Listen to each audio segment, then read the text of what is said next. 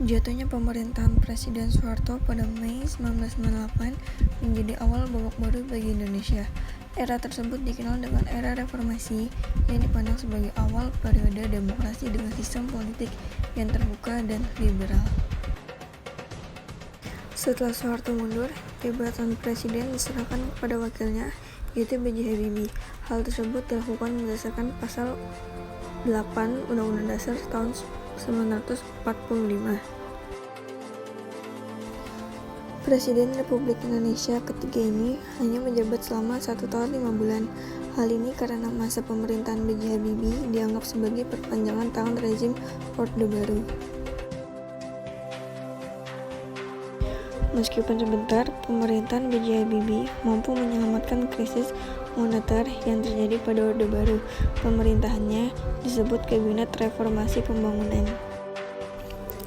Gus Dur mulai menjabat tahun 1999 sampai 2001. Terpilihnya Gus Dur karena MPR menolak laporan pertanggungjawaban Presiden Habibie. Sedangkan wakilnya dimenangkan oleh Megawati Soekarno Putri, kemudian dilantik pada 21 Oktober tahun 1999. Setelah menjabat, pemerintahan Gus Dur memiliki beberapa kebijakan politik, yaitu yang pertama, Departemen Penerangan dibubarkan, dianggap mengganggu kebebasan pers. Yang kedua, Departemen Sosial dibubarkan, dianggap sebagai sarang korupsi. Yang ketiga, menyetujui penggantian nama Irian Jaya pada Desember tahun 1999 menjadi Papua. Yang keempat, masyarakat etnis Tionghoa diperbolehkan beribadah dan merayakan Imlek.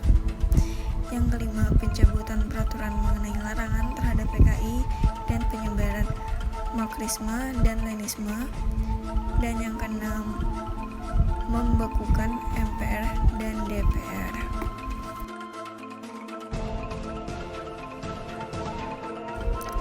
Pada masa pemerintahan Gus Dur, kondisi perekonomian Indonesia mulai membaik dari era sebelumnya.